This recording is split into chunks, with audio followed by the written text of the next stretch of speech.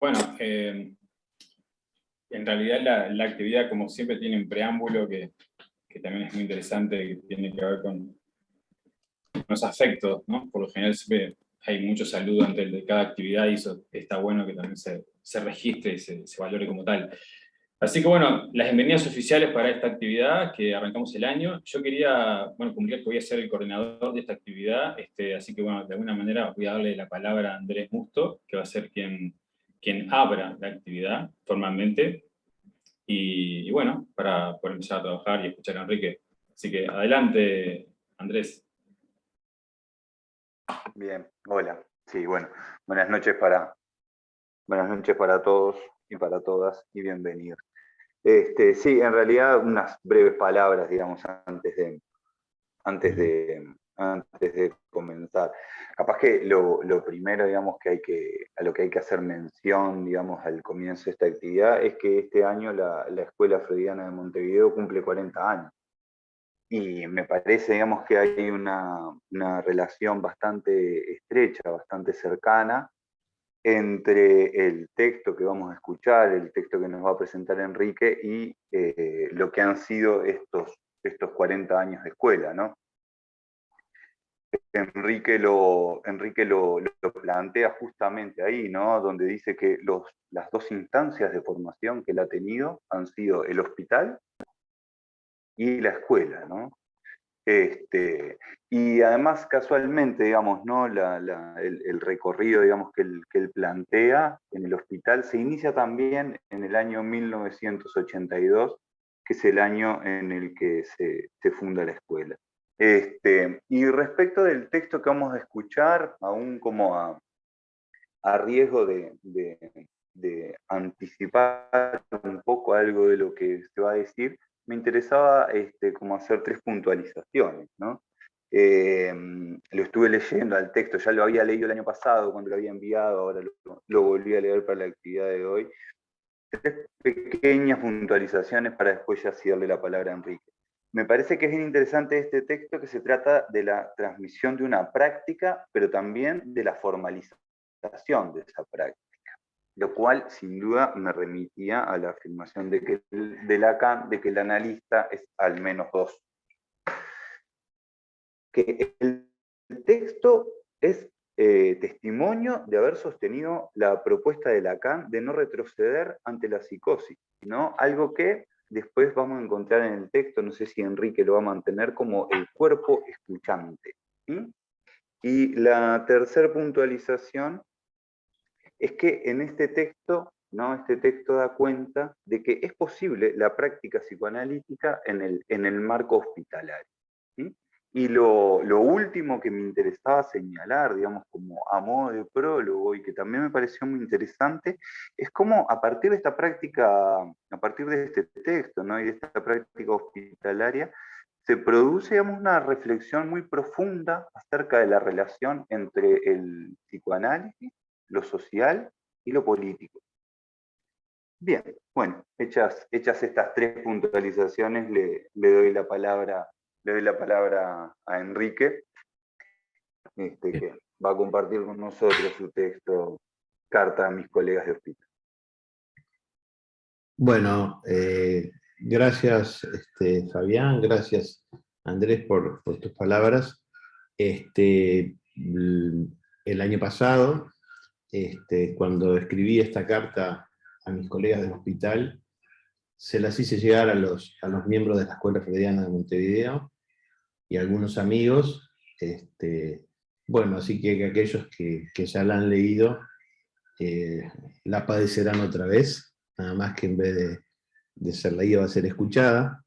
Me gustaría desarrollar mucho más esto extensamente, digamos, pero bueno, le voy a dar la característica de una lectura, si ustedes quieren, una charla, una conferencia de lectura, que bueno, que espero que pueda propiciar trabajos posteriores entre todos nosotros, si es así que puede darse. Entonces, les paso a leer lo que escribí el año pasado. Me tocó el año pasado, después de un año y medio, casi dos de pandemia, volver al hospital, pero coincidió con el hecho de que llegaba el momento de retirarme, de jubilarme del hospital, cosa que efectivicé.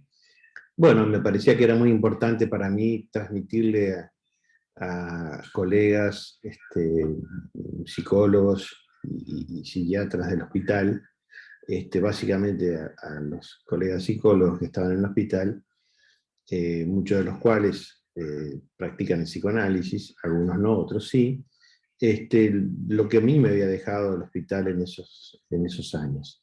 Y me pareció, lo fui escribiendo en el correr de algunas semanas, y bueno, me parecía que era una forma de dejar algo ahí. Le paso a leer esa carta.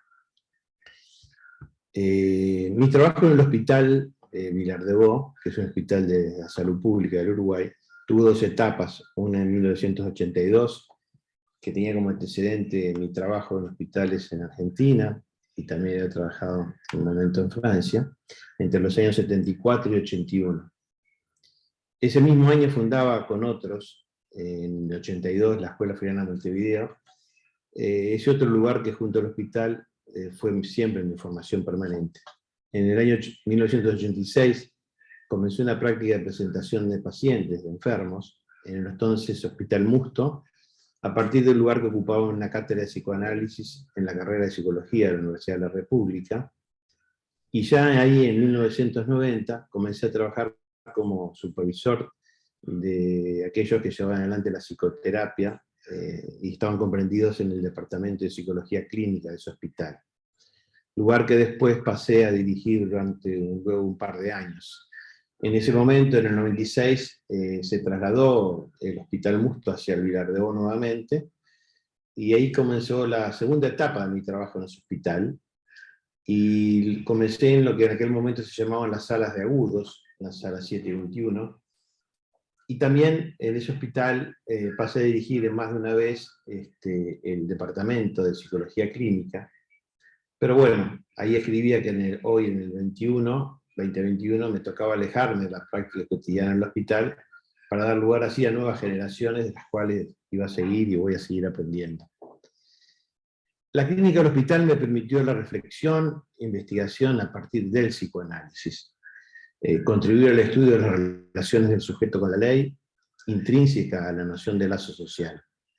Es decir, que entre un sujeto y el colectivo del que forma parte, son necesarias las mismas reglas de juego. Ahí escribo afirmativamente, con 4 signos de admiración antes y 4 después, sí, practiqué el psicoanálisis en el hospital, que no fue, ni en modo alguno, la reproducción de un modelo relacional o social habitual.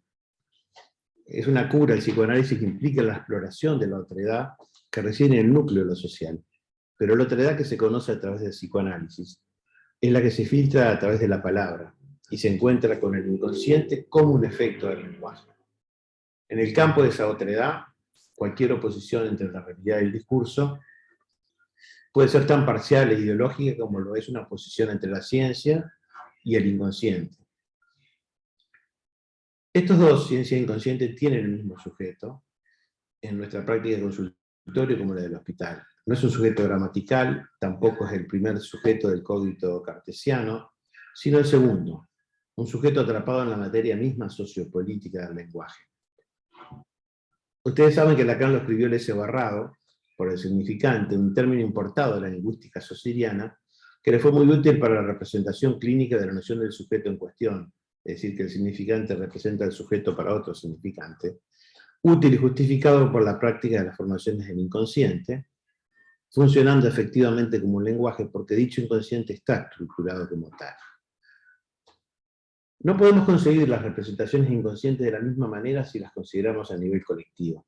No hay sujeto colectivo a la enunciación, ni en la universidad, ni en una escuela de psicoanálisis, ni en un hospital, que es lo que me competía en ese momento de la escritura. El inconsciente del psicoanálisis freudiano trata de un sujeto determinado.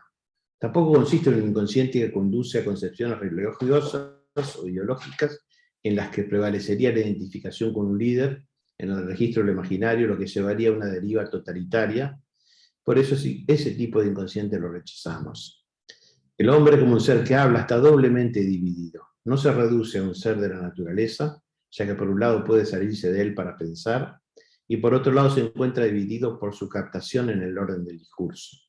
Hay una supuesta ética que surge como resultante de la representación de ideales científicos o religiosos, pero la ética que enseña el psicoanálisis es otra. A partir de las manifestaciones de la psicopatología, claramente escuchadas en la clínica hospitalaria, se puede cuestionar esa supuesta ética, más parecida a una moral que insiste en ignorar el inconsciente y reducir su preeminencia. El psicoanálisis en el hospital me permitió hacer surgir y localizar esa otra profunda dimensión ética y no solo aliviar o hacer desaparecer el padecimiento. Una ética orientada a nivel subjetivo de la responsabilidad implicada en el propio sufrimiento. Implicarme en relación con los propios síntomas hasta el extremo máximo situó mi orientación clínica. Es decir, que en el campo del goce que se deriva de allí es lo que determina la finalidad de la cura. Entonces, es un tratamiento del goce y de una ética que supone tomarlo a su cargo y en lo social. Cada sujeto al hablar cree que de verdad su identidad, su función social, sus antecedentes parece estar bien asegurados, pero repentinamente se produce algo que hace erupción y habla, y eso es el inconsciente, que es incorrecto por excelencia. Los deseos del inconsciente son regular y sistemáticamente no correctos y no conformes. La poca vida que tenemos es mantenida por esos deseos inconscientes. Es el propio inconsciente el que interpreta cuando devuelve una sustancia o una materialidad, no al espíritu ni al alma, ya que el inconsciente siempre remite a un apoyo material. 3 preguntas entiendo que orientaron mi clínica en el hospital. 1. ¿Cómo se hace la entrada del sujeto al orden significante y por consecuencia a lo social? 2. ¿Qué del sujeto que a causa de algo o alguien desencadena cualquier fenómeno elemental como un delirio o una alucinación? 3. ¿Qué lo lleva precisamente a perder su lazo en lo social? Lacan me permitió intentar contestar esas 3 preguntas. De su escrito llamado El Estadio del Espejo en el 36, pasando por sus seminarios anuales desde 1951, y especialmente el Seminario de la Psicosis de 1955, y sus últimas elaboraciones en el Seminario de 1976, Les Symptômes. Sus posiciones acerca de esos puntos han sufrido modificaciones correspondientes a las diferentes etapas de su enseñanza. Entonces, ¿por qué es necesario actualmente investigar con y desde el psicoanálisis? Porque es claro que si bien ellas surgieron del desarrollo lógico propio de la práctica, debemos tener en cuenta los avances de las ciencias conexas asociados a los diversos avatares del lazo social y político. La frase de Lacan, que dice, el inconsciente, ¿eso quiere decir que hay de significante en lo real? Esa frase es creer en el inconsciente como una determinada manera de ser materialista y en absoluto idealista. En cualquier caso, en lo real, hay indudablemente de la literalidad, que permite que eso exista para cada uno de nosotros. En el hospital es donde mejor encontré y entendí que el mecanismo de deyección en lo real de la letra es un mecanismo vinculado a la constitución interpretativa propia de la literalidad. Se rechaza en lo real el soporte del sexo, y no es necesario que haya de la literalidad en lo real. Allí está seguramente lo que explica nuestro compromiso particular a lo que es del orden textual, inconsciente, y nuestro compromiso de lo que se debe interpretar es lo que se propone como textual, aunque su presentación sea referencial. La constitución de la teoría del significante en la obra de Lacan desempeñó para mí el mismo movimiento que distinguimos en la separación de lo imaginario y de lo simbólico.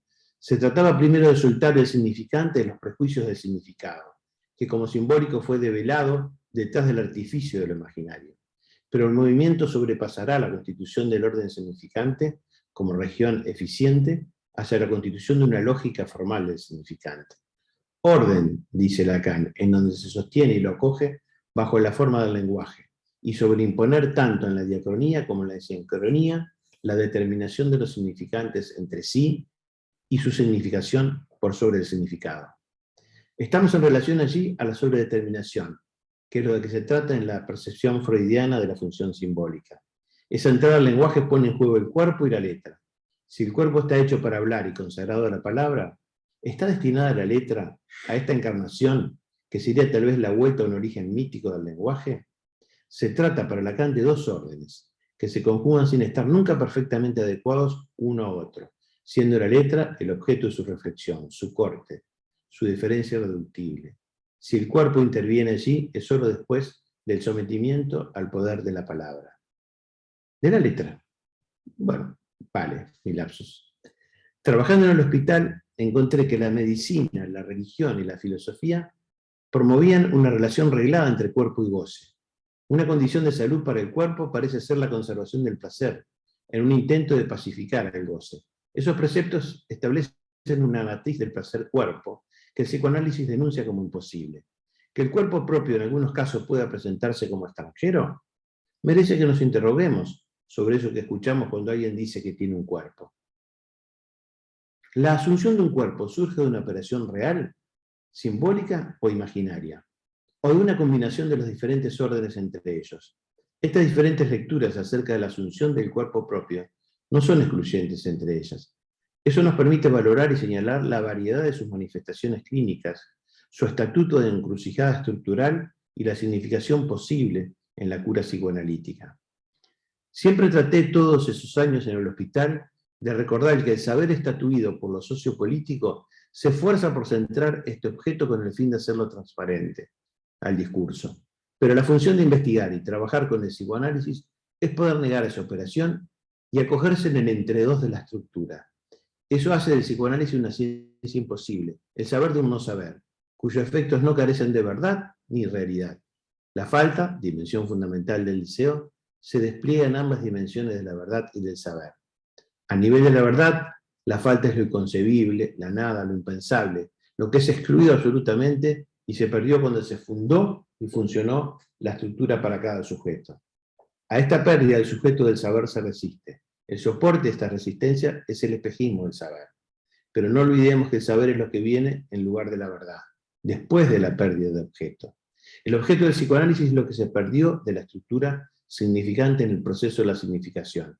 Pero ese objeto perdido no tiene ninguna calidad positiva. El objeto del psicoanálisis es el centro siempre excluido de la estructura y los desencadenamientos psicóticos me lo demostraron. He tratado e insistido siempre en la importancia de pasar por un análisis personal para trabajar e investigar a partir del psicoanálisis en un hospital. Eso es aprender a interrogar lo que nos gobierna sin que nuestra conciencia lo sepa, pero que nuestro ser registra, el sufrimiento subjetivo y social. Cuestionarlo, encontrarle una respuesta obtiene lo mejor. Alguien podría decirme, pero entonces el psicoanálisis es un tratamiento dirigido exclusivamente a aliviar el sufrimiento de un sujeto, a hacer que se apaguen los síntomas de un sujeto. Claramente no. Esos años de hospital me enseñaron algunas cosas acerca de la psicosis, que recordaré resumidamente aquí, pero que están en la base de toda mi práctica y enseñanza oral y escrita que he recibido y que he podido dar a veces. Aprendí que solo a pre-Q del desencadenamiento podremos afirmar que el sujeto habrá sido psicótico o no, es decir, una ruptura del encadenamiento de su anudamiento subjetivo. A partir de Freud, entendí la propuesta de que el psicótico padece de la Unglauben, no creencia en el amor real y simbólica del gran otro, conociendo solo el costado pasional y devastador del amor. Freud planteaba que se destruía la posibilidad de la Viehung, de la afirmación primordial simbólica, que era lo que hubiera podido permitirle la Ausstoßung, la expulsión de la cosa, que a su vez le hubiera permitido al sujeto el proceso inicial de una subjetivación neurótica. A partir de Lacan, 3. Algo citaba Andrés. No retroceder ante la psicosis. 2. No todas las psicosis revisten la misma gravedad. 3. Poder sostenerme en mi escucha siguiendo su propuesta de que para el psicoanalista que trabaja con el sujeto captado por su delirio, es necesario que el analista sea el secretario del alienado. Eso quiere decir que traté de no discutir su delirio, sino que el delirio mismo tomara su forma de expresión, tratando de dejarlo lo menos posible expuesto al rechazo social. Algunas cosas de la paranoia.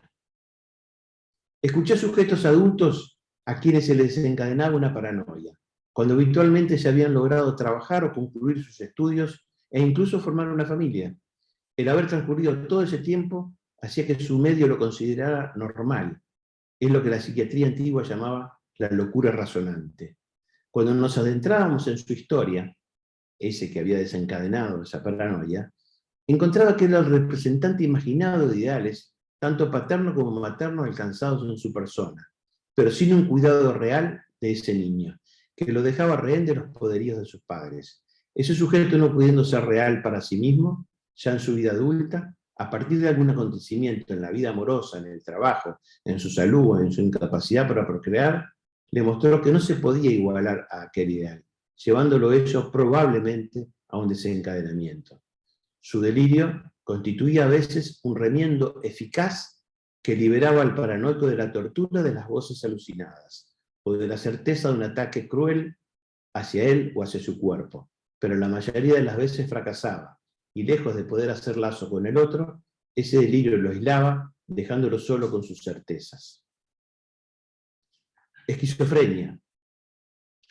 También escuché desencadenamientos tempranos, hebefrenias en la pubertad, esquizofrenias llamadas simples en medio de la adolescencia, y las llamadas esquizofrenias paranoides, remendadas con un delirio algo más organizado, a la salida de la adolescencia. Se trataban de psicosis más severas. Eran desencadenamientos tempranos, sujetos que no podían combinar sus estudios ni formar una familia, que carecían de algunos recursos para enfrentar los desafíos de la edad adulta. He discutido respetuosamente con el planteo organicista del origen de la esquizofrenia, a veces productivamente, otras veces no. Todo dependía de qué tipo de interlocutor afrontaba.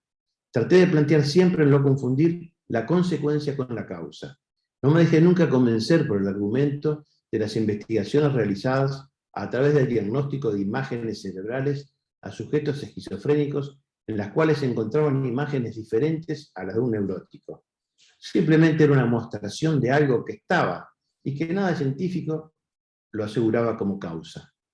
El mismo Eric Kandel, Nobel de Medicina y Fisiología en el 2000, había demostrado que la palabra era un efector epigenético de importancia capital para que las terminales sinápticas se multiplicaran y el cerebro fuera más rico. Entendí que esas imágenes anómalas eran la consecuencia y no la causa del modo en el que ese sujeto se lo ha hablado o no, se lo ha investido o desinvestido. Lacan enseñó a pensar a esta psicosis a partir de la forclusión del nombre del padre. El otro que no se deja oír, solo se impone sin mediación. En la articulación del lenguaje dirigido al niño, al falo simbólico sea el equivalente a una falla en la metáfora y un fracaso de la primera identificación. Siempre fue claro para mí en esas discusiones, para la ley del psiquismo, la importancia que tienen los problemas de la inscripción o no del significante fálico, del nombre del padre, y que a su vez producen cambios en la base material del cerebro. Es la marca de la materialidad del significante.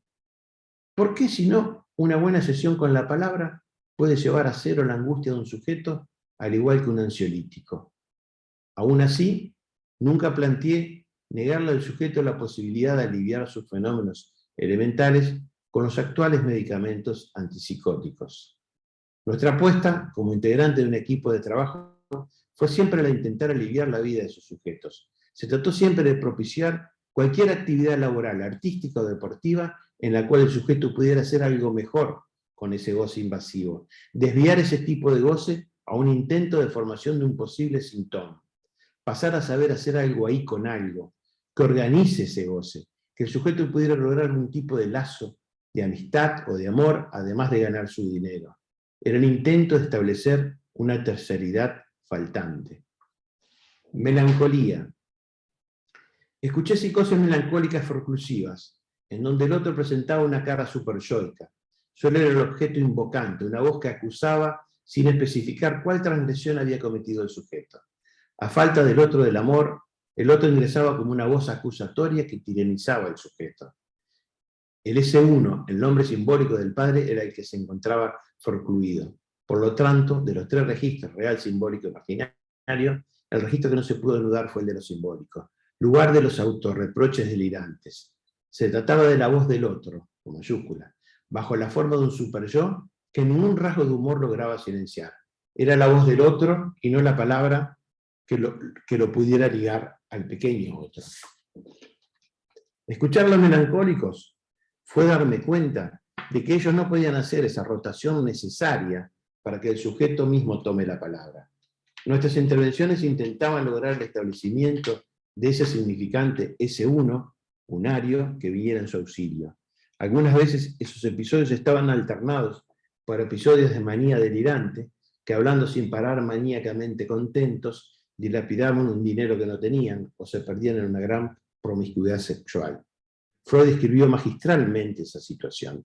El yo del sujeto, momentáneamente, ha triunfado sobre el odioso objeto superyoico que no tardaba en volver a atormentar al sujeto, pero en ese caso con la manía. Lo que le llamé melancolizaciones neuróticas o las llamadas depresiones, también están en el hospital. Me tocó escuchar melancolizaciones en las neurosis, a veces llamadas depresiones reactivas a una situación de vida. Sujetos que súbitamente se vieron privados de una buena imagen de sí mismo a consecuencia de duelos, accidentes o pérdidas de amor. Pude escuchar claramente aquello que Freud decía, que los triunfos alimentaban al narcisismo y los fracasos y pérdidas aumentaban la ferocidad del superyo.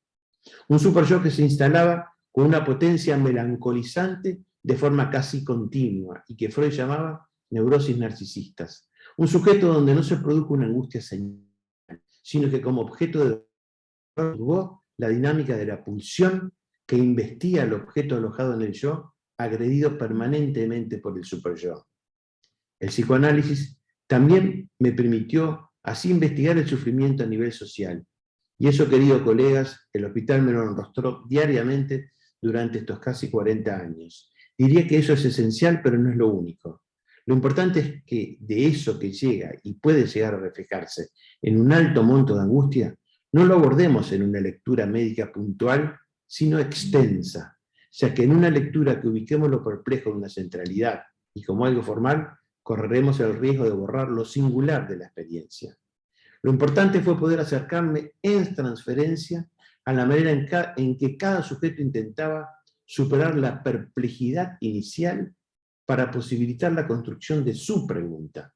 Llegaban al hospital teniendo la certeza de que lo que sentían significaba algo, pero no sabían decir qué. Aprendí también que un sujeto que comienza un análisis y un sujeto que desencadena una psicosis se parecen.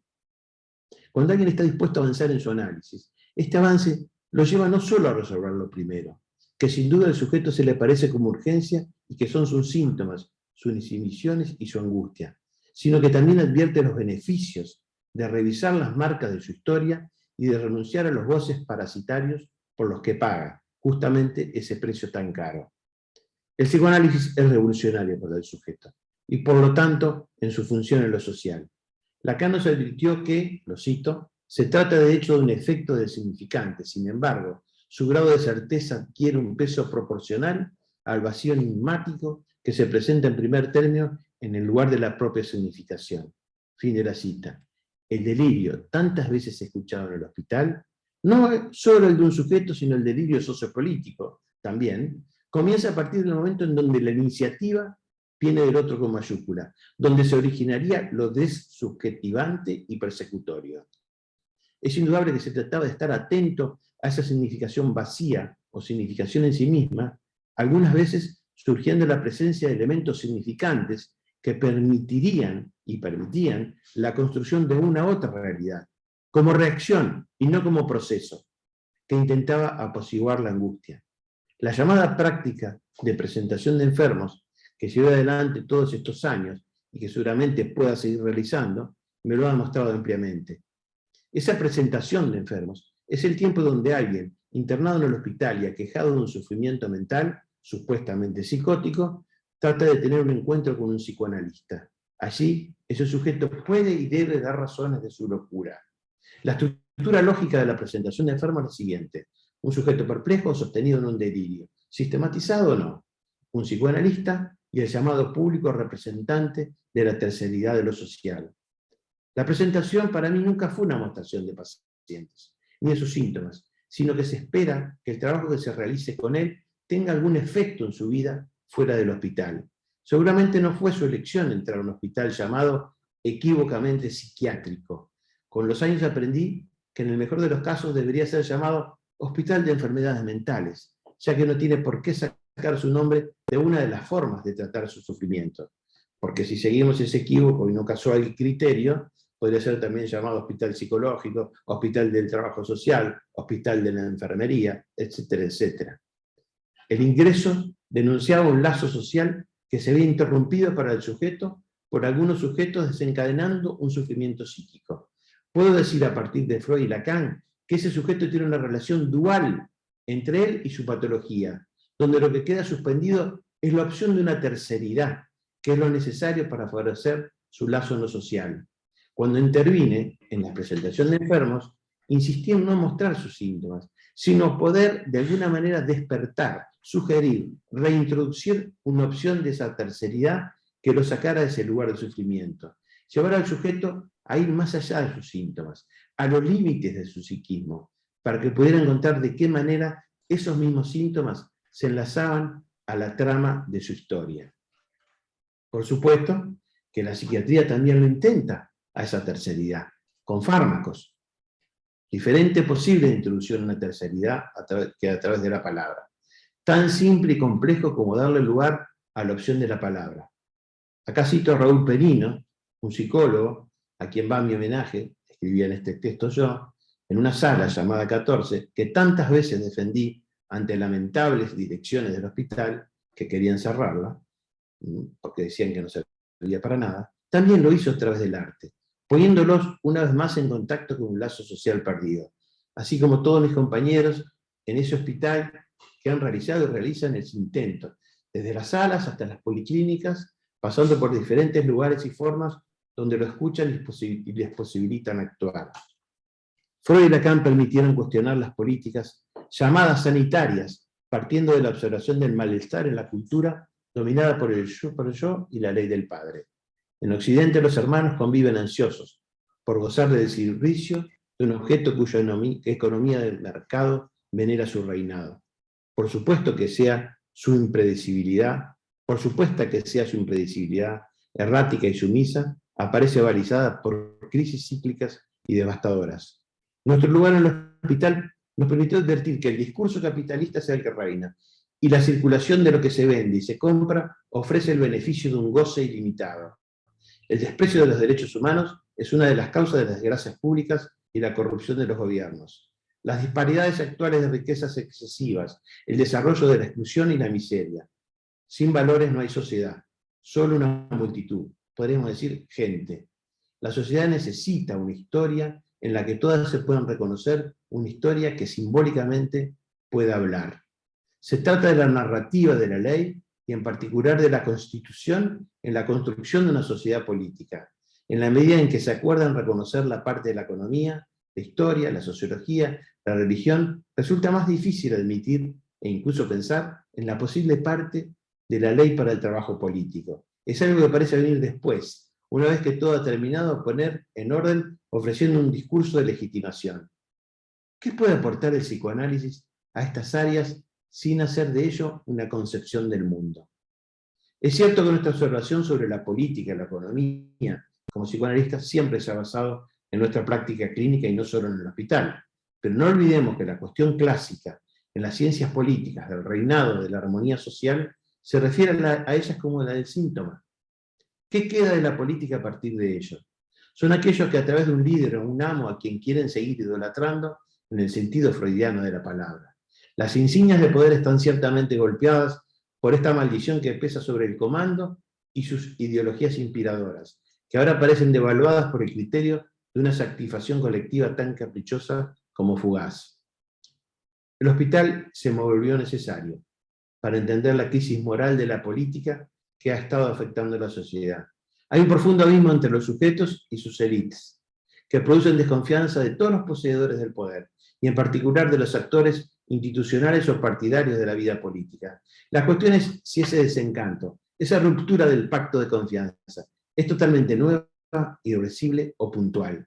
Tal vez debamos asumir que esto no es una fatalidad inherente a los principios operativos de la nueva aldea mundial y admitir que necesitamos buscar en nuestra historia, en nuestra tradición política, los elementos estructurantes de una refundación necesaria. Lo real es el escollo al que vamos velozmente y parecemos no ser capaces de mantenerlo unido a nuestra gran narrativa, a nuestra imaginación y a la fuerza de lo simbólico como único portador de lo afectivo posible. Cuando se habla de moralidad expuesta a los riesgos de la ciencia, o de la ciencia expuesta a los riesgos de la moralidad, laica o religiosa, se cuestiona la dimensión del inconsciente del pensamiento. La psicopatología de la vida cotidiana, sueños, síntomas u otras formaciones del inconsciente, pueden interpretarse como aquellos puntos o líneas de ruptura que frustran todas las fantasías de la totalidad homogénea. Mi responsabilidad como psicoanalista en el hospital fue la de no retirarme del debate. La idea era evitar quedar monopolizado por la propia política de la institución de la que formaba parte. Tenemos que estar advertidos que en esta preocupación correcta por una política para el psicoanálisis, corremos también el riesgo de ponerla del lado de lo imaginario y de lo ideal. Para ello es necesario cuestionar nuestras pasiones desencadenadas. El hospital muestra magistralmente las pasiones desligadas. Los grandes racionalistas como Spinoza, Descartes y Hume conocieron y analizaron las pasiones. Trataron de encauzarlas para el bienestar del hombre. En Descartes, las pasiones del alma eran un cuerpo excluido del cogito, un cuerpo que retornaba inquietante en las figuras de la subjetividad, le imponía el discurso. En su Tratado de las Pasiones, admite que son impulsos brutales y repentinos que nos asaltan, pero no aconseja eliminarlas, sino entenderlas para poder vivirlas con pausada intensidad.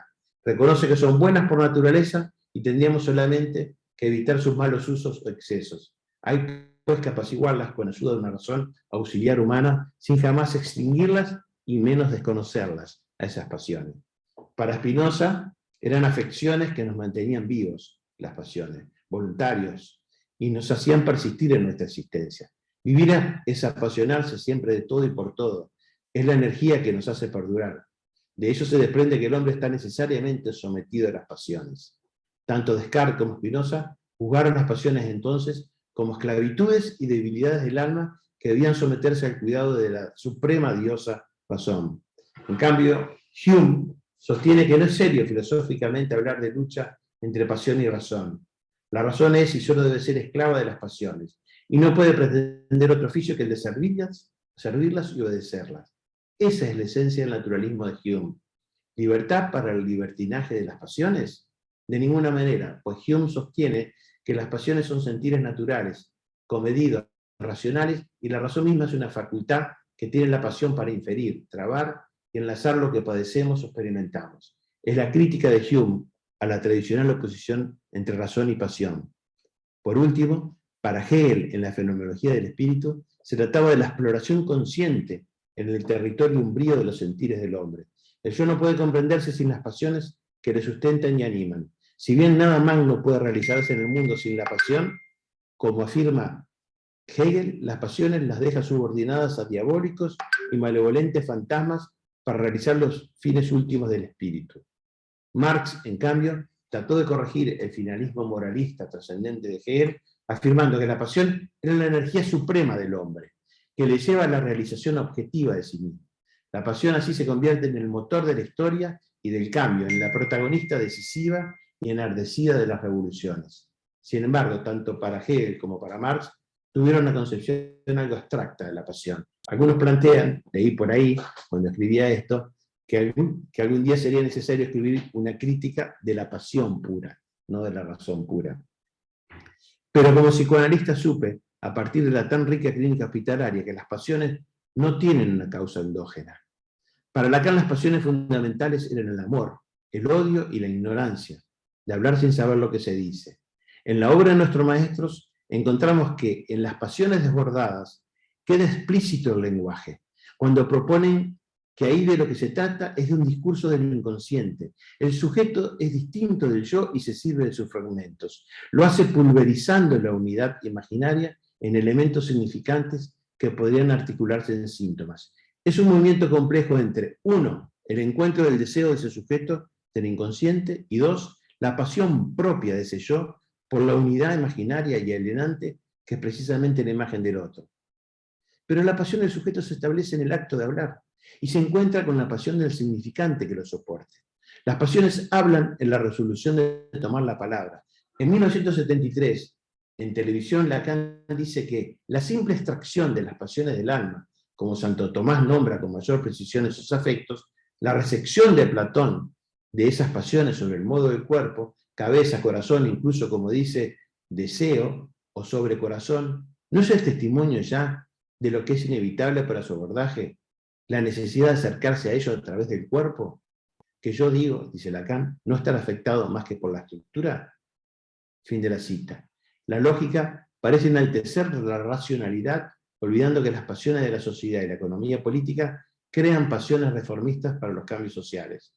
Prueba de ello es la bienvenida y necesaria revolución contemporánea del feminismo y el lugar del loco ya no enclaustrado. Pero no todas las pasiones son irremediables y no pueden explicarse solo como expresiones de la pulsión de muerte. Se trata también en la sociedad, en la economía política, de pensar al afecto en su relación al lenguaje de las pasiones. Si los efectos de todo lo que Freud descubrió son consecuencias del hecho de que somos unos hablantes seres, eso nos restituye la legitimidad para nuestro acto de intervenir como le debemos a ese lugar. Recordar que la diferencia de los lugares, la pérdida de goce y la completud son admisibles, aunque el fundamento es el orden de lo real, en la cadena de significación, las categorías sugeridas por Lacan de insistencia, persistencia, consistencia y existencia se encuentran determinadas por el orden de una temporalidad lógica. Todos son identificables en la estructura gramatical de la oración, que se reproduce en la respiración y en el foné, y también se identifican en el curso temporal del pensamiento, con sus pausas, sus vacíos, vacilaciones, obstáculos, retrasos y arrebatos. El análisis no es otra cosa de lo que se dice en un análisis, nos recuerda Lacan en Función y Campo de la Palabra y del Lenguaje, y que la única resistencia a la confesión del deseo se debe exclusivamente a la incompatibilidad del deseo con el habla. ¿Puede entonces el sujeto de la sociedad actual soportar el acto analítico? ¿Puede en un hospital soportar el acto analítico? Sí. Sí podemos restaurar la impotencia del discurso y restablecer la verdad en su función. Para ello Lacan nos propuso el síntoma, que tiene un efecto revolucionario. El síntoma es la irrupción de un goce inconciliable que obliga a una renovación del lazo social, a una invención cultural y a una movilización de todos los recursos de la sublimación. Situemos entonces nuestra práctica hospitalaria entre el sujeto y el saber. Existe una falla en el saber sin la cual la orientación hacia lo real sería imposible. Los ejemplos utilizados por Lacan para arrojar luz sobre la noción de imposibilidad nos pueden ser útiles. El discurso del analista produce otro discurso que el del amo, y solo puede hacerlo restableciendo al sujeto en su relación con el habla y el lenguaje. Lacan en Ancor lo nombró cambio de discurso, una esterilización como cambio que produce una transformación que muestra a su vez que el amor se manifiesta en cada cambio de discurso. Sea cuáles sean los méritos y los esfuerzos de algunos intelectuales y académicos universitarios, no pueden seguir ignorando un siglo de investigación y trabajo sobre el inconsciente freudiano, un siglo de conceptualización del psicoanálisis. Nos corresponde como psicoanalistas y practicantes del psicoanálisis, también en hospitales, que se tenga en cuenta el inconsciente, su discurso, su deseo, su sujeto, todas las categorías percibidas como debajo de los límites de lo políticamente correcto. Es la práctica del inconsciente lo que hace posible abordar estas preguntas con mucho más disyunción que lo que permiten los discursos de dominio de la política que se llevan a cabo. La ética freudiana debe intervenir ante este avance ideológico de una pseudociencia que se apoya en estadísticas y frente a una pluralidad de prácticas psicoterapéuticas. Recordemos que para el sujeto la relación con el objeto no es inmediata. El goce no debe confundirse con los placeres que esas prácticas prometen, ya que el goce, se entrelaza con el deseo inconsciente, impidiendo una satisfacción que pueda aportar algún objeto colmador. Lo real del goce fundamenta una reorientación de nuestra práctica y rechaza toda ontología. Sin saber el sujeto que sufre, demanda saber acerca del goce y no una plenitud de saber imposible. En 1974, Lacan dijo que en un análisis es el pulmón artificial gracias al cual tratamos de asegurar eso que hace falta encontrar de goce en el hablar para que la historia continúe. El psicoanálisis es una respuesta al dolor y el sufrimiento de cada uno de los que lo demandan en su estatuto social y político. El síntoma, la alucinación, el delirio, la angustia, la inhibición, los dolores de que el sujeto acusa sufrimiento, son manifestaciones distintas que indican cuando el sujeto, el que padece, se encuentra sometido a algún mandato individual o social, a algo que desde el otro, con mayúscula, le funciona como aquello que no puede interrogar, de lo que no puede hablar. Lo que intenté lograr en el hospital no puede ser clasificado en protocolo alguno, ni mucho menos seguir reglas generales. Traté de seguir la singularidad de la formación de los síntomas que me permitieran lograr que el paciente arribara a un uso de goce que ya no le fuera mortífero, que pudiera construir su síntoma, que pudiera conectarse con cierta soltura al goce de la vida. Lo hice poniendo mi cuerpo escuchante cotidianamente, una presencia de la humana necesidad del pequeño otro, para propiciar en el llamado loco las palabras en busca de la obtención de un goce que le permitiera hacer nudo con el amor y el deseo. Por todo ello, muchas gracias al hospital. Gracias a ustedes.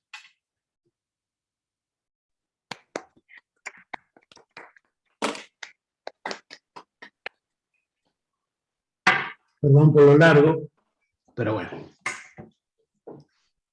Bueno, para arrancar yo, digamos, a agradecerte, Enrique, por el trabajo, el tiempo que te tomaste en escribir este trabajo. Y para hacerlo andar y para darle también una vuelta más, que también entiendo es tu deseo, bueno, vamos a abrir un espacio para comentarios, preguntas, para poder continuar con el diálogo. Lo pueden hacer a través del chat o levantando la mano, no sé, como lo vean necesario.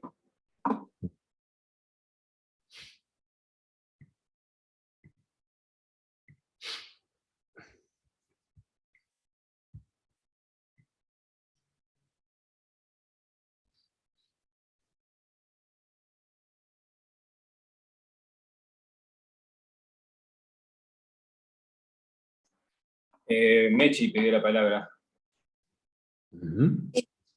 Pedí la palabra porque la verdad, Enrique, que esta carta es una carta extraordinaria, porque pasás por una serie de cuestionamientos respecto a lo que verdaderamente se llama la enfermedad mental, o las cuestiones donde coloca el psicoanálisis, que parece ser solo para neuróticos, en otro lugar. Así que me parece que ese ya es un mérito muy grande. Mi pregunta específica, quería hacértela respecto a la presentación de enfermos. Sí. ¿Vos lo hacías al estilo de Lacan, con el auditorio que no podía hablar en ese momento y que luego... Tal cual. Tal cual. La presentación de enfermos que he realizado hasta que empezó la pandemia y tuve que dejar de hacerlo, terminó la pandemia y terminó mi trabajo en el hospital también. Tal vez en un momento retomaré la presentación, si así se puede. La hice siempre al estilo de la presentación tal cual la realizaba Lacan, es decir, alguien que llegaba, o recién llegaba al hospital en estado de agudeza, en parte, el 90% de los casos, bueno, me encontraba con él ahí, dialogaba, y el público era un público tercero, que no intervenía, salvo cuando el sujeto aquejado por su sufrimiento preguntaba algo, decía algo a alguien del público, ¿no? Pero luego se retiraba, y bueno, y teníamos una discusión con el público. Muchos de los que veo acá en este Zoom han participado durante años, de una manera fabulosa con las intervenciones. Bueno, eso, digamos, nos enseñó mucho durante muchos años, a todos, y también esa discusión posterior con las intervenciones de la gente que formaba parte del llamado público, me permitía a mí hacer un trabajo posterior algunas de las veces con ese sujeto, si es que estaba en una de las salas que trabajaba, ¿no? Si estaba en otra sala no seguía el trabajo, pero sí le aportaba ese material a quien iba a trabajar con él, ¿no? Sí, Claro. era todo, sí. O sea que con algunos sí, tal vez podías continuar un trabajo. Sí, con aquellos que estaban, que habían caído en la internación en la sala donde yo trabajaba en una sala de hombres y en otra de mujeres, sala de agudos, con ese sí seguía trabajando. ¿No?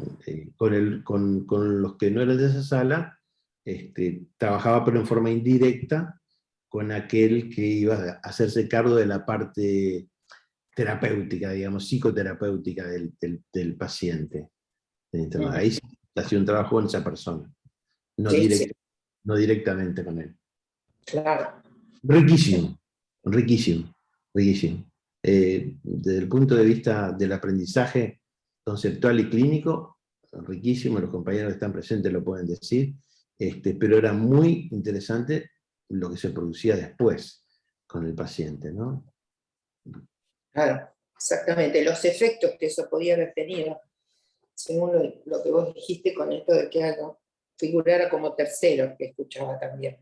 Sí, porque vienen de recibir una práctica clínica, que respeto, bueno, está, en fin, es otra, en donde, bueno, hay un intento de apaciguar y aliviar sus síntomas, que en esos casos eran alucinaciones, delirios o episodios de violencia, que está bien, que eso hay que aplacarlo, no cabe la menor duda, pero no, ese lugar, el lugar que se le propiciaba era un lugar distinto, ¿no? O sea, ¿qué de ese acto tan loco, entre comillas, tiene que ver con la historia? Y sorprendentemente, el paciente, incluso en estado de agudeza, lograba conectar, digamos, ese episodio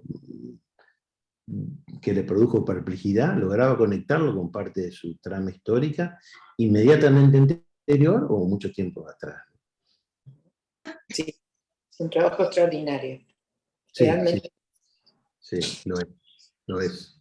Y lo extraño mucho. Bueno, lo podés volver a hacer. Espera un poco que Sí, pase sí. la pandemia. Hay que ver un tiempo más, sí, claro. Claro. Bueno, le damos la palabra a Guillermo Ferreiro. Bueno, ¿se escucha? ¿Se Sí, escucha bien? sí, perfecto. Bueno, Enrique, excelente trabajo, tiene muchísimos ángulos para abordarlo. Me hiciste evocar, yo tengo muchos años de hospital público, No sé. me hiciste evocar muchas de las cuestiones que uno va encontrándose en la práctica cotidiana, que es en realidad una verdadera sorpresa, porque en un plano no sabe quién llega. Entonces, Claro. quería preguntarte por esta afirmación tuya. Sí, psicoanálisis en el hospital, pero no un modo relacional, como lo decís acá, y social habitual. Y ahí vas al concepto de otredad, concepto que me Sí. interesa mucho, que bueno, yo a mi modo lo he trabajado de otro modo, ¿no? Sí. Entonces quería, si vos me podías ampliar más esta llegada como al núcleo de lo social dado por la otredad, porque yo lo tengo más como una elaboración de un trabajo, pero puede ser que es mucho para hablar, ¿no? Pero ¿cómo lo ves vos? Sí. El concepto de otredad y Mm. cómo lo verías en relación al concepto de otro, que también está en el trabajo, ¿no? Y en este sentido, vos, y esto sí me interesa mucho, un psicoanalista en el hospital, ¿vos veías cómo se iba dando la relación transferencial ahí, que es un concepto muy interesante dentro del hospital público? Un poco eso quería preguntarte, o de lo Bien. que eso, es decir, cómo veías esa relación incluso transferencial que está en relación a este punto de la otredad, ¿no? Gracias, Guillermo. La cuestión transferencial es a varias puntas, o era en mi trabajo hospitalario varias puntas. Una en lo que tenía que ver con la transferencia hacia mis colegas de equipo, que estaba integrado por varias profesiones. Ahí había una relación transferencial muy fuerte. Formé parte de un par de equipos, básicamente de uno, que aunque les parezca mentira, trabajé esos casi 40 años con ellos. Y la verdad que ahí la cuestión transferencial era fundamental. Debo decir que no siempre fue color de rosas, porque, digamos, cuando un psicoanalista trabaja en un hospital llamado psiquiátrico, o mal llamado psiquiátrico, con enfermedades mentales, o sea, el valor que se le da a la palabra del psicoanalista es relativa. No es lo mismo el valor que se le daba a esa palabra en la década del 60, ¿verdad? Vos lo sabés, Guillermo. Sí. De 60, 70, 50. A medida que empezó a prevalecer un alejamiento de la psiquiatría, de la psiquiatría clásica, tradicional, alemana o francesa, y se acercaron a la psiquiatría americana a partir de los DSM 1, 2, 3, 4, 5, cada vez se alejaban más de lo que era la psicopatología de lo mental. Entonces, dar lugar al psicoanálisis con ese planteo, digamos, pero bueno, podría decir que fueron aprendiendo. Y fueron pudiendo respetar, porque algunas cosas se evidenciaban en el efecto clínico. Ese es un primer lazo de lo transferencial. Y después está el otro lazo transferencial que tiene que ver con el paciente internado mismo, ¿no? No transferencia mal aquel sujeto que está quejado de un sufrimiento que lo lleva a una internación justificada, ¿no? Digo, entendido por justificado porque estaba corriendo riesgo su vida o la de otros a partir de lo que le pasaba, ¿no? De ese goce invasivo que lo ponía loco, ¿verdad? Transferencia de otra manera, obviamente que transferencia de otra manera. Y ahí viene el punto de la otredad, ¿no? El psicoanálisis, como lo decía yo en el texto, básicamente, y vos lo sabés, yo sé que lo has trabajado, digamos, es una exploración de la otredad, ¿verdad? Porque cuando el psicoanálisis investiga, digamos, explora la otredad, lo hace también a nivel del núcleo de lo social. Y en el hospital yo encontraba eso, por eso le decía que ahí lo había encontrado mucho, ¿no? Es decir, cuando el sujeto termina en un hospital, este concepto, esta cuestión de la otredad está enferma, está mal, no está bien, ¿verdad? Pero cuando uno trabaja me tocaba trabajar con ellos, yo trataba de llevar esa cuestión transferencial, trabajando con esa otredad, digamos, a esa que yo decía que se filtra con las palabras, ¿no? Y que se encuentra con el inconsciente como un efecto del lenguaje, ¿no? Es decir que... Una cosa ahí muy importante que me hiciste Sí. pensar mucho en cómo Lacan define el discurso, que es un nuevo modo de lazo social, y vos lo decís así, es Sí, un nuevo modo de lazo social, y cuando él habla del discurso, dice, es eso, ese nuevo modo de lazo social que se da en la sesión, es con esos otros que no están ahí. Exacto. Están a través de los significantes, ¿no? Exactamente, por eso es esa otra otredad, podríamos decir.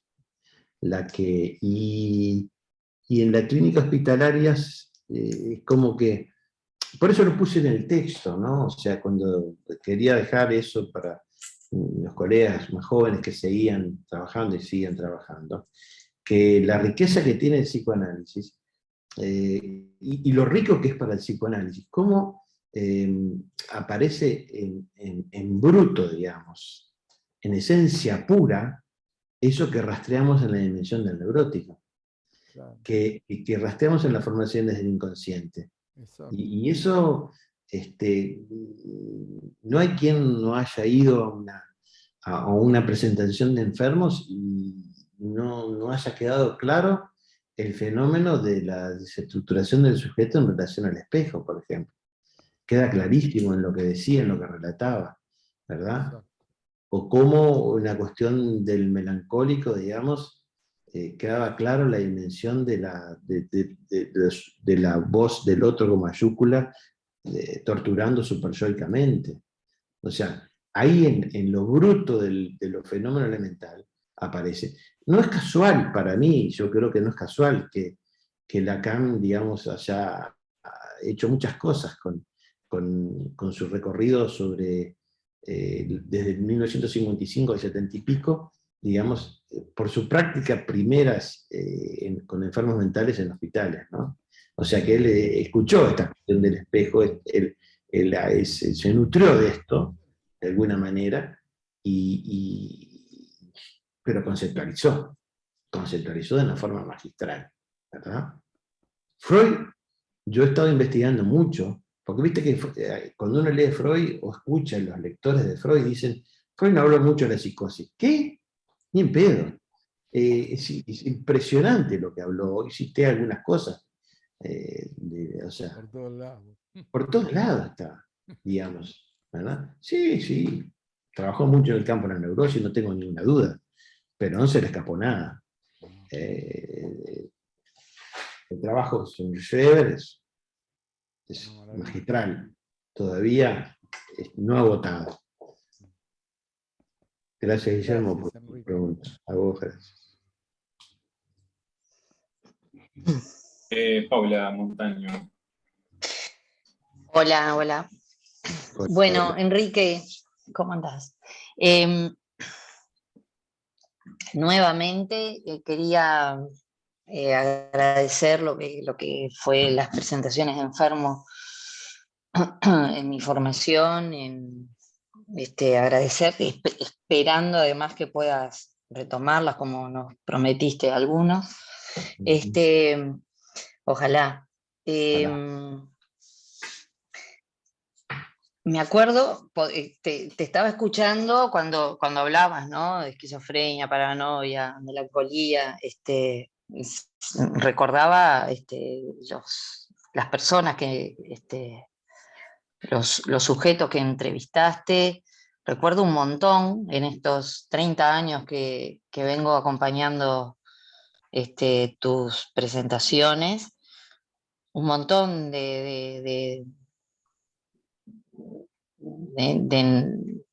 así de entrevistas maravillosas que asistí.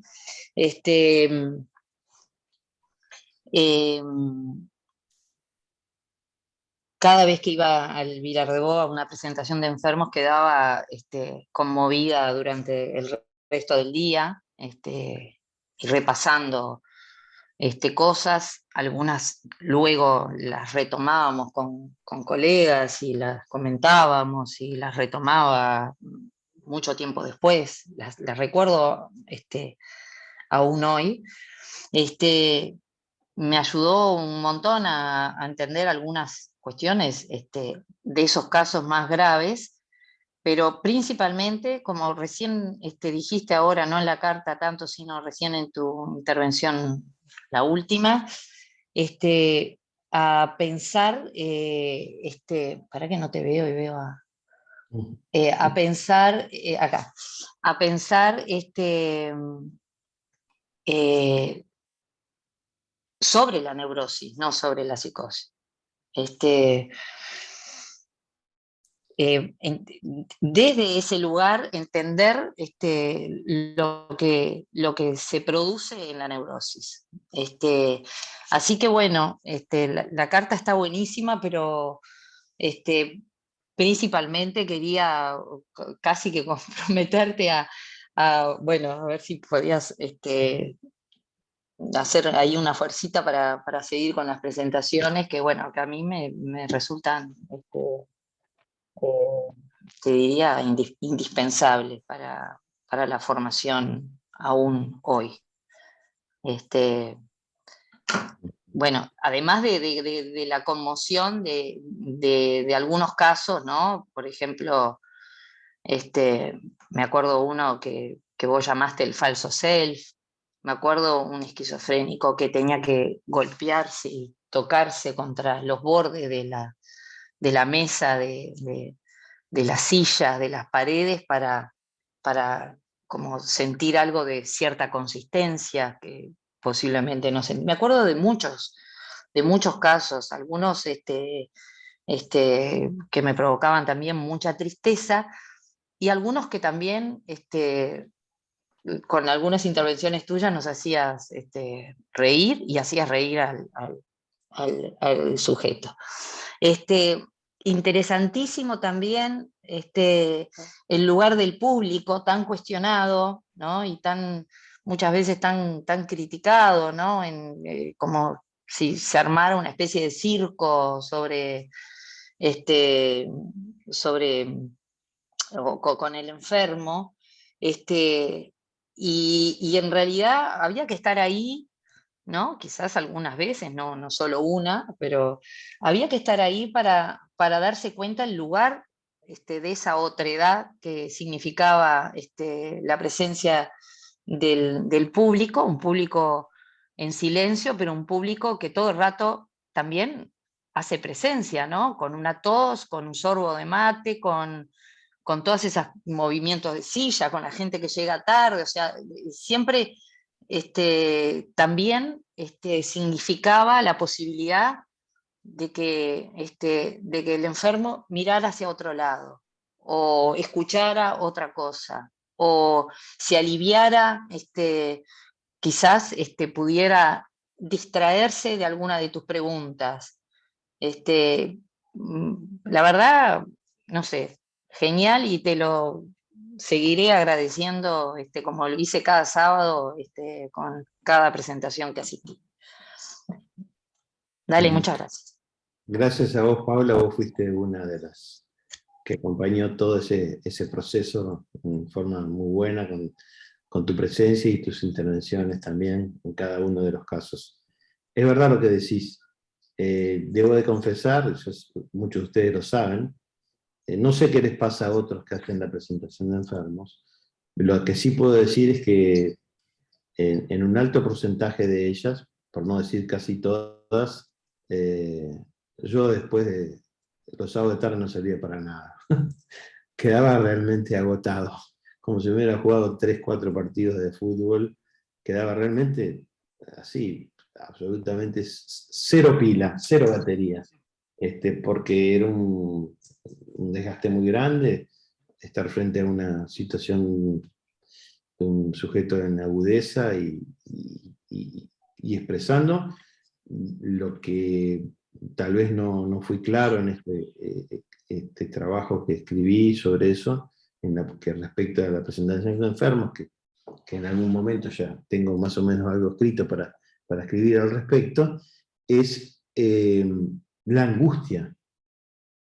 La angustia, esa en estado puro del sujeto que está invadido por ese goce invasivo del otro con mayúscula, ¿no?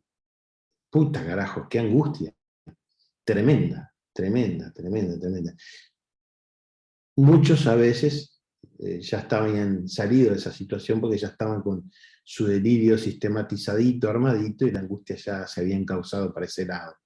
Pero me refiero a aquellos que estaban en la dimensión de la agudeza y de la perplejidad. Esa angustia no es la angustia que escuchamos comúnmente en nuestros consultorios, ¿no? Salvo raras excepciones. Gracias, Pablo.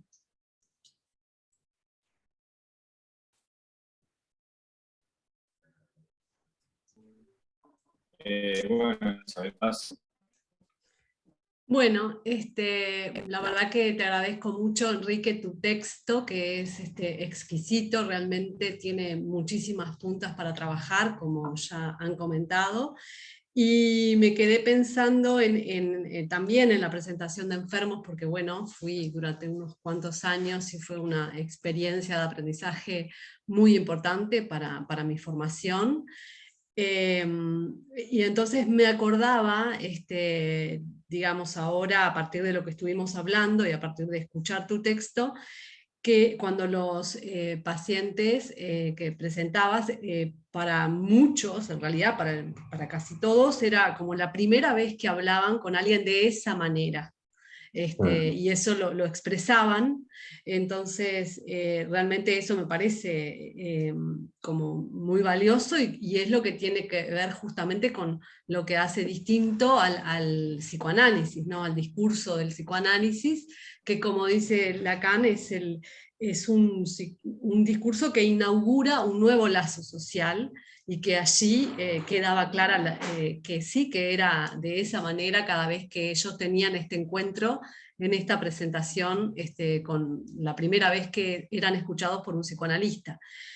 Y también quedé muchas veces sorprendida por la forma en que vos buscabas, digamos, por decirlo así, me sale esa palabra, implicar al sujeto. Siempre había un momento de la presentación donde había como un momento donde era claro, digamos, ese cuestionamiento en relación a que el sujeto se implicara en su sufrimiento y qué tenía que ver él en eso que le estaba sucediendo, tal como vos lo transmitiste en el texto que acabas de leer.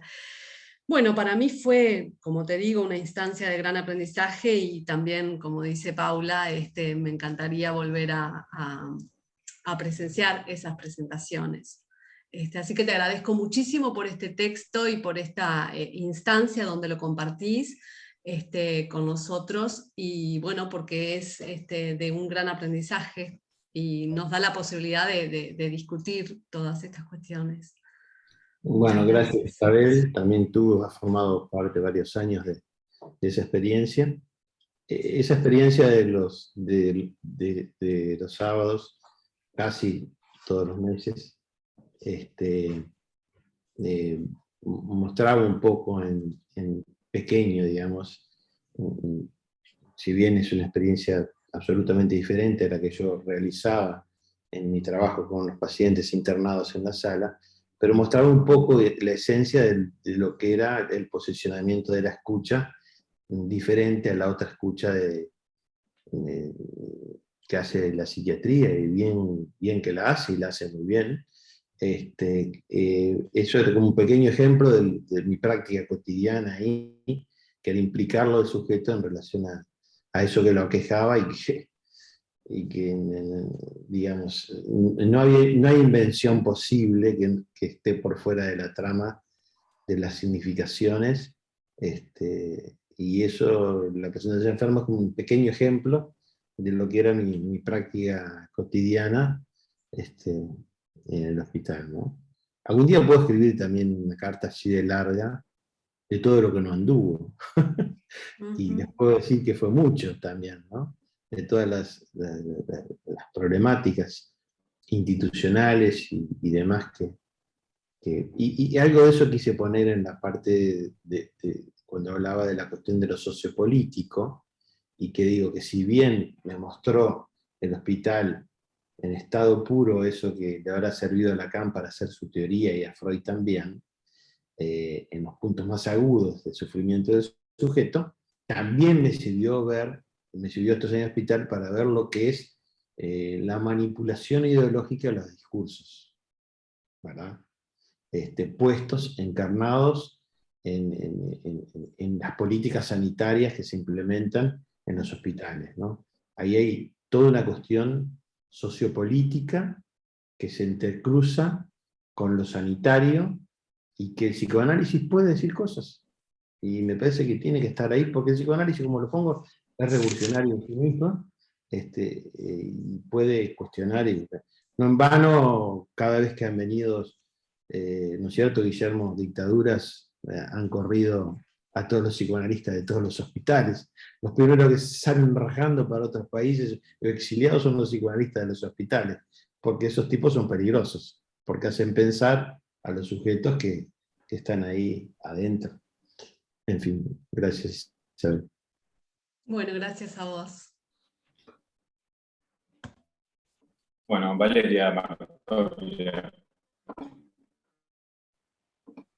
Bueno, muchas gracias, Enrique. Algunos comentarios. Estaban hablando recién del dispositivo de presentación de enfermos. Yo no pude participar, pero sí una colega de acá de Rosario, de Aeresis, ha podido tener el gusto de participar, y decirlo públicamente y agradecerte varias cuestiones. La primera es en lo novedoso, digamos, de que hayas escrito esta carta en este momento, que tiene que ver con la conclusión de varios años de trabajo, y que lo hayas podido compartir también, una carta en donde no es solamente una carta de despedida en cuanto a ese lugar, sino que también estás trabajando algo, formalizando algo, y entonces, por lo tanto, es una carta que se convierte en texto, que llega a destino y que permite seguir trabajando, elaborando La verdad que yo la he leído en 2 oportunidades, el año pasado cuando estuviste en Rosario y charlaste con los miembros de Eresis, te invitamos a charlar también sobre esta carta.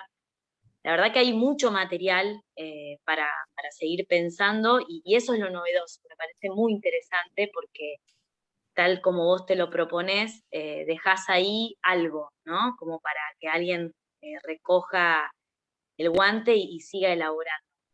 En cuanto a la presentación de enfermo, entonces decía que si bien yo no he podido participar, siempre hemos estado en contacto y conversando y que nos han llegado también comentarios de otras colegas que sí han participado y que al menos de lo que yo conozco, por ejemplo, desde acá de Rosario y bueno, no sé cómo es ahí en Montevideo, pero tantos años que un psicoanalista haya sostenido ese dispositivo de presentación de enfermos, yo no conozco, digamos, al menos en todo caso a lo mejor puede ser que peque de conocimiento, pero es valorable la trayectoria, digamos, en haberlo sostenido durante tanto tiempo a ese dispositivo. Sé que acá en Rosario sí se ha hecho, de hecho Pura, me acuerdo que nos contaba, ya había participado durante algunos años de ese dispositivo, que lo habían sostenido acá en Rosario, pero bueno, algunos años.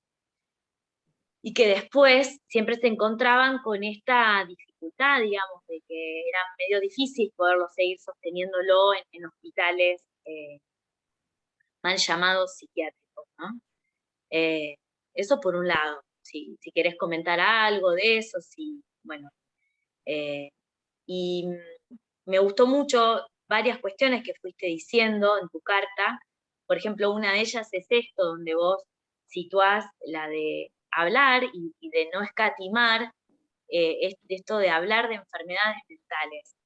Y que me parece que, bueno, que posibilita pensar algo de lo que a veces yo escucho hablar a colegas acá en Rosario que están más abocados a la práctica hospitalaria, de la salud mental. Se habla y de hecho se cuestiona bastante esto de qué decimos cuando decimos salud mental, y me parece que ahí vos ponés, como que precisás algunas cuestiones. Vos decís que esto no tiene que ser tomado como a modo de protocolo, y entiendo, pero son precisiones que aportan a que podamos circunscribir una práctica. Entonces, el hecho de hablar de enfermedades mentales ubica verdaderamente el asunto del que se trata, ¿no? Eso por un lado. Y algo más. Bueno, de lo jubiloso que hay en tu carta. También vos decís, bueno, tendría que escribir de lo que no anduvo, pero sin embargo, en tu carta está lo que no anda, que es, bueno, precisamente de lo que nos ocupamos, ¿no?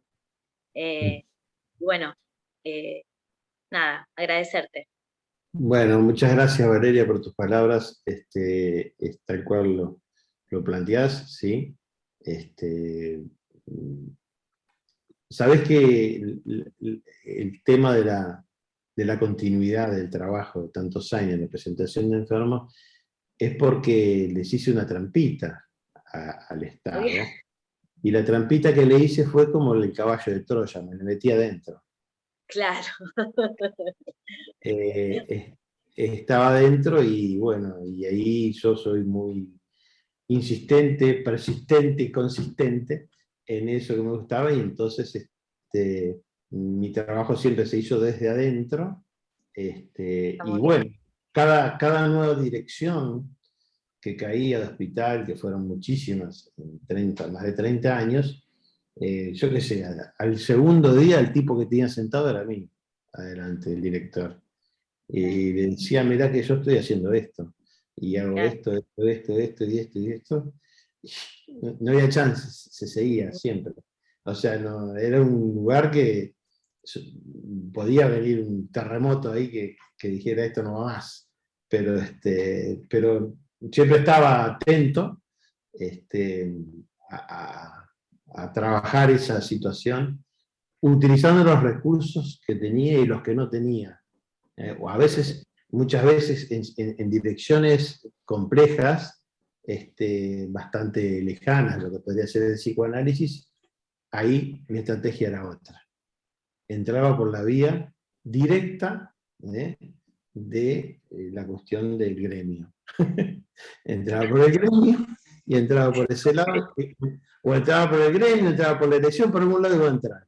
Porque me parecía que eso tenía que estar, tenía que seguir. Porque eso, de veras, a mí la presentación de enfermos era lo que me permitía trabajar en ese lugar, y también la relación de amistad con muchos colegas y amigos, psiquiatras, psicólogos que trabajamos ahí durante tantos años. Lo que sí les puedo decir que es muy duro cuando te encuentras con sujetos aquejados de enfermedades mentales tremendas y también están aquejados de la pobreza. La marginalidad. De la marginalidad y la pobreza. Porque no son sujetos de que los agarran los padres y los llevan a hacer un viaje por Europa de 3 meses, ¿viste? O lo instalan en un apartamento de Mar del Plata con un cuidador. No. Eso, el sufrimiento psíquico, en conjunto con el sufrimiento económico, es muy duro de soportar durante muchos años. Es tremendo, es tremendo. Y eso también es una situación de que, bueno, durante todo el tiempo sentí que tenía esa carga, ¿no? Y que esa era mi forma de devolverle, digamos, en lo social lo que de alguna manera me había brindado de otra manera, ¿no? Gracias, Valeria. De nada. Bueno, Octavio Carrasco tiene la palabra. Muchas gracias, Enrique. Y bueno, te voy a hacer el mismo comentario comentado y ampliado que te hice la primera vez que mandaste el texto, y lo leí por WhatsApp, y lo mandaste hace un tiempo. Sí. Me parece estupenda primer capítulo de lo que está por escribirse. Las 2 series que organizaste de tu tiempo en el trabajo en el hospital, me parece que merecen una continuación de la escritura de este trabajo que es como un inicio. No lo digo superyoicamente, sino que vos mismo lo dijiste, tomo lo que dijiste vos al principio, que dijiste que de cada una de estas cosas podría desarrollar un montón de cosas, y por supuesto. De verdad. Y se me ocurría decir, en cierta manera, cómo un psicoanalista hace sintón con la presentación de enfermos. Me parece que es esto que está planteando uno y otro de los testimonios de los que participaron mucho tiempo, sostuvieron junto contigo, ¿no? Ese trabajo. Yo algún tiempo también participé, comparto por ejemplo, lo que escribió Pía recién, ¿no? Que me pareció bello lo que escribió, y al mismo tiempo cierto, ¿no? En un punto muy veraz, que es humanizar el trabajo con la locura, ¿no? Humanizar la locura. Creo que, bueno, no es solamente una cuestión conceptual, no solamente una causa, sino que también cuestiones ahí personales tuyas de jugártela en relación a lo que ha sido una enseñanza para muchos. Mucha gente ha pasado por la presentación de enfermos acá. Diría hasta es un clásico de Montevideo en relación a esto, al ambiente, ¿no? Sí, un clásico del ambiente, con las connotaciones incluso picantes y chistosas que pueda tener, pero justamente eso hace a una insistencia ética. Y ahí, así hasta pensaba, ¿no? en esto que vos traías de no retroceder ante la psicosis. Bueno, tremendo testimonio que has dado y que seguís dando en relación a eso, ¿no? Pero también pensaba en no retroceder ante la psicosis, esto último que traía, es una de las preguntas que la tenía para hacerte, que ya la respondiste, no retroceder ante el horrible espectáculo que es la fusión entre locura y pobreza. Pobreza en varios planos, ¿no? Vos señalaste planos políticos, planos institucionales, personales, biográficos, y en ese punto de enlace cruel, ¿no? Del goce, de la economía de mercado y de la pobreza de un sujeto, ¿no? O sea, cuánto allí está precipitando, empujando a la producción delirante como esos bordes de lo simbólico, ¿no? Que, bueno, vos has dado cuenta en la presentación del enfermo, en tus conceptualizaciones, y bueno, me parece que vos lo señalás por ahí, ¿no? ¿Qué es lo que puede rescatar de esto que freudianamente señalaba como la sublimación, y cómo eso retorna de otro modo planteado por Lacan en el síntoma, a la cual hiciste alusión conceptual varias veces, ¿no? Me parece que sí, ahí hay una clave. La otra parte que es como una pregunta también en esa intersección entre lo que decía Lacan, bueno, a ver, en un congreso de psiquiatría, concluía un congreso de psiquiatría, creo que están en escritos, no sé si en escritos 1 o 2 o en otros escritos, no, en otros escritos. Es, bueno, el cruce de definitiva vitales, o el ser para el sexo, como dice Freud, o el ser para la muerte, como dice Heidegger, ¿no? Y en ese punto, ¿cómo has podido ir escuchando esto que hacía relación a lo que era el feminismo? ¿Cómo has ido escuchando la revolución del sexo femenino allí, ¿no? En las pacientes que escuchaste en la agudeza? ¿Cuánto vos consideras que ha ido cambiando o se da cuenta de ese fenómeno liminal, transformativo, incluso y sobre todo, y ahí para el psicoanálisis, de lo que hace a esas versiones de la locura histérica o en ese borde con la esquizofrenia, en relación a eso que interroga al hombre que está allí, ¿no? Al analista, y a todo el corpus del saber, ¿no? Puesto en juego. Y eso te quería preguntar. Gracias. Bueno, como siempre, tus preguntas también. Bueno, en primer lugar, no era necesario que me recordaras que tenía que seguir trabajando, pero bueno, está. Te agradezco igual. Por si me llevo a chanchar en algún momento. Voy a recordar tus palabras. Bueno, en realidad, sí, coincido plenamente en lo que planteas. Y respecto a lo que tiene que ver con, no sé si entendí bien la pregunta, la última, lo que decías de la cuestión de las mujeres. Yo creo que en esos 30 años, o más de 30 años que estuve ahí, digamos, yo creo que sí, que no es, no, a ver, la paranoia sigue siendo la paranoia, la esquizofrenia sigue siendo la esquizofrenia, la melancolía sigue siendo la melancolía, pero hay un punto que yo no tengo totalmente conceptualizado, nada por el estilo, en donde hay una nueva presentación de estas cuestiones que tiene que ver con la dimensión de lo sociopolítico y también, como lo dije en un momento del texto, que le debemos al feminismo, pero al buen feminismo. Yo diferencio un feminismo de otro. Digamos, viene siendo diferente. Yo les voy a ser muy sinceros. Yo, del año 1982, y después ahí el tomar el 96 a la fecha, hasta hace un año y medio atrás, por ejemplo, tú decías locuras histéricas. Yo escuché pocas, pero las escuché, ¿verdad? Puedo decir con claridad que recuerdo no más de 4, digamos,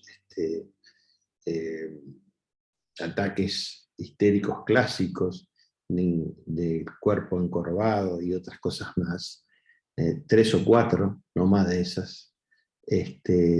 No voy a decir que sean cosas en términos de desaparición, pero hay algo de eso de lo que se pone en juego. Voy a tomar una pregunta que hizo Guido. ¿Estás por ahí, Guido? Capaz que te ubico. Dentro de todos. Ahí. Guido hace una pregunta. Desde Buenos Aires. El desafío que implica la dificultad de la tramitación de la otredad vía la palabra y el análisis operativo de las llamadas patologías actuales como adicciones, trastorno de alimentación, pasajes del acto, bla, bla. Lo primero que te podría decir que he trabajado muchísimo con cuestiones, con adicciones, con los llamados trastornos de alimentación, con los llamados pasajes al acto. Pero en sí mismo, más allá de que estén como en boga, en sí mismo forman parte de lo que tiene que ver con la estructura del sujeto, ¿verdad? Es decir, las adicciones en una esquizofrenia no tienen el mismo valor que una adicción a drogas, te refería, ¿no, Guido? Las adicciones, un sujeto que padece una esquizofrenia, y además tiene lo que hoy en día le llaman la patología dual, esquizofrenia más adicción que es un toxicómano, más a las drogas. Bueno, el lugar que tiene ahí de la tramitación de la otredad ese sujeto es diferente al sujeto que llega ahí y es un neurótico de pura cepa, pero que está, digamos, ha caído y se ha desestructurado mentalmente a partir de las drogas, digamos, no siendo un psicótico, no siendo un melancólico, ni paranoico, ni esquizofrénico. Ese tiene otra tramitación de la otredad, ¿verdad? Y yo creo que eso es una diferencia que el hospital muestra claramente. Es decir, no puedo hacer un grupo de adictos, digamos, porque no es lo mismo Juan, que es una esquizofrenia, o tiene una esquizofrenia, o es un esquizofrénico, con una adicción a las drogas, que Pedro, que en realidad, digamos, es un sujeto muy neurótico, que por diversas circunstancias y avatares de su historia cayó en las drogas y se desestructuró. Son cosas totalmente diferentes la tramitación de la otredad. Lo mismo pasa con la alimentación, ¿verdad? Cuando uno trabaja con estas cuestiones, digamos, recuerdo de muchas pacientes, no recuerdo haber trabajado con pacientes hombres con anorexia y bulimia. Todos los anorexias y bulimias mentales, como son, ¿no? Anorexia mental, fue trabajado en la sala de mujeres. Bueno, ahí a lo que vamos es, no es una anoréxica o una bulímica, no tiene un trastorno de la alimentación, tiene dificultades con la alimentación, ya sea en la compulsión a comer o en la compulsión a no comer, pero eso tiene que ver con una estructura, tiene que ver con...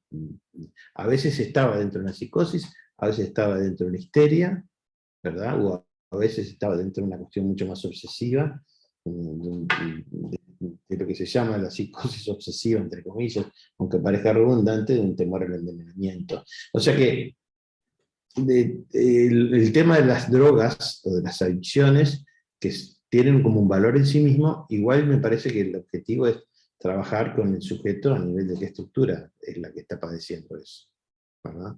No sé si te contesto, Guido. Pero el tratamiento de la otredad implica así un abordaje diferente, ¿no?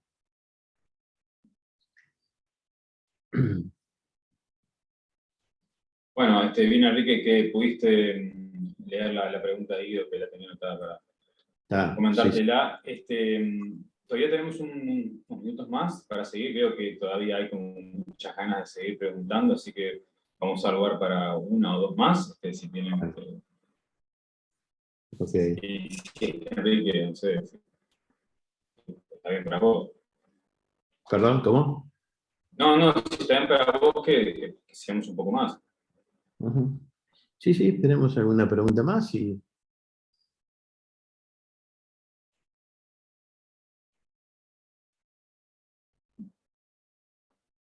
Bueno, entonces aprovecho yo para hacer un comentario, Enrique.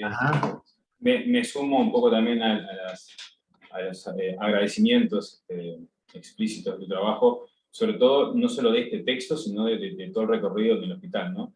Pero más allá de lo teórico que allí, digamos, transmitís y que de una forma nos queda para leer y como para también poderlo trabajar en la escuela y en futuros espacios que se puedan hacer, hay una cuestión que a mí me llama la atención, que lo decís al comienzo, en realidad en todo el trabajo, pero que tiene que ver con una articulación que haces con la creación del espacio mismo, ¿no? En el hospital y la fundación de la escuela. Evidentemente que no están relacionados en sí mismos, pero creo que tienen que ver con algo temporal. Y por ahí haces una pregunta que decís, ¿cómo se puede soportar el acto analítico de una práctica hospitalaria nuclear a través de la política del síntoma y el psicoanálisis? También tiene que ver la escuela y la formación del analista en ese punto. Esa es mi lectura de tu trabajo en este sentido. Sí, Creo que... sí, totalmente de acuerdo. Yo creo que el punto es que una cosa, no sé si trajo a la otra, pero de alguna manera también tu tránsito en el hospital se vio fortalecido por tu formación. Creo que ahí hay una articulación a poder también ver, porque eso enriquece el trabajo práctico y clínico también. Sí, está muy bien. O sea, que sé que en ese caso fue a ver, la primera vez que me acerqué al Hospital Vilardebó, que fue en el 82, no fue una experiencia muy interesante, porque cuando fui a hablar con todavía estábamos en dictadura, y fui a hablar con un psiquiatra que yo conocía, que en ese momento ocupaba un cargo a nivel de la clínica psiquiátrica, y bueno, fui a hablar con él porque lo conocía a través de otro lugar, de otra manera. Familiarmente lo conocía por familiar lejano, y bueno, ahí directamente me tiró para un gabinete psicológico de practicar o realizar test, no entendió muy bien por dónde venían un poquito pude hacer un tiempo de práctica ahí, a mi estilo, con mi forma, a mi manera, pero bueno, eso no duró mucho, fueron un tiempo, hay unos meses nada más, y lo dejé, ¿no? Lo abandoné. Coincidió ahí justamente que estaba en pleno momento de la fundación de la Escuela Freudiana Montevideo, y coincidió inmediatamente que en el año 84, al volver la democracia, junto con Ricardo Landeira, nos presentamos y ganamos la cátedra de psicoanálisis, de la carrera de tercer año de la Facultad de Psicología, y bueno, ahí ya posibilitó que inmediatamente yo propuse ahí realizar en el Musto, digamos, presentación de enfermos, en los cuales lo hicimos ahí algunos. Pero la cuestión de la simultaneidad tiene que ver con que el denominador común era yo, en el sentido de que siempre me había interesado en trabajar en la psicosis, siempre había estado cerca de eso, entonces el lugar donde había Cuando fui a trabajar en el año 90 en el Musto, fue a partir de que se había conocido mi trabajo que había sido anteriormente.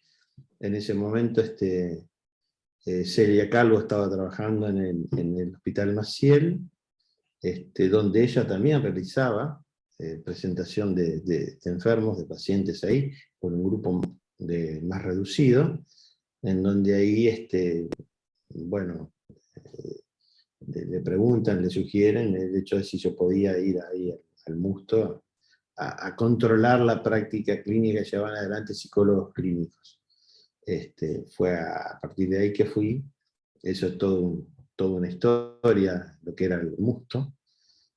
Yo había escrito hace unos años antes, cuando también se había sacado como por obra dictatorial, bien de la derecha, sacar los locos del medio de la ciudad, y los llevaron todo para el Musto, y los llevaron a un lugar con 4 pisos, sin rejas, sin nada, sin vidrio, sin nada, y el primer mes o la primera semana se tiraron como 10, 12 personas, se tiraron del 4º piso para abajo, nadie lo va a contar esa historia, y fue una experiencia muy fallida esa, lo del Musto. Y recuerdo haber sostenido algunos de los pies con Diego Nin que se tiraban para abajo. Bueno, ok, bien. una locura eso llevó a que, me recuerdo, ahora tengo un recuerdo activo, que se hizo una jornada sobre salud mental o algo así, en la cual participé, en donde recuerdo haber escrito un texto en contra de haber sacado la locura de los límites de la ciudad, porque parecía que los locos podían contagiar. Bueno, después, por suerte, volvió la democracia y se entró en razones humanitarias, digamos, y se pudo reintroducir, traer darle de nuevo al Vilar-de-Bo lo que el Vilar-de-Bo era, ¿no?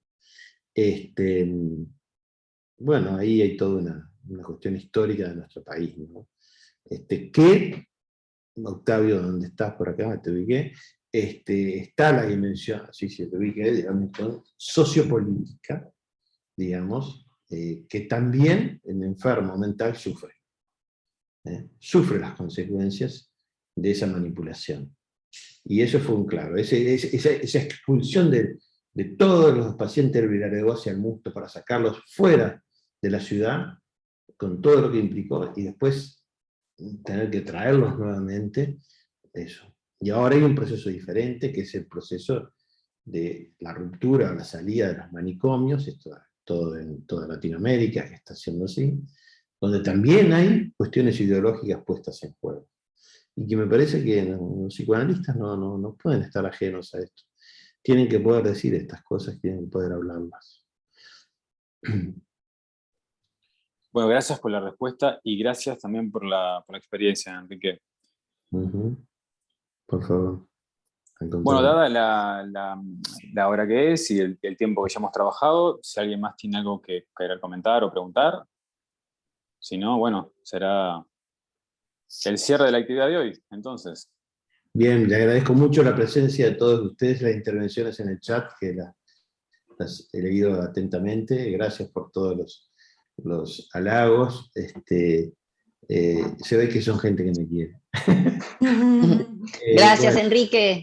Bueno, le mando un saludo a todos, un beso a todos y nos estamos viendo. Gracias a Ojalá. todos. Muchas Gracias, gracias. Enrique. Gracias. Muchas gracias. Bien.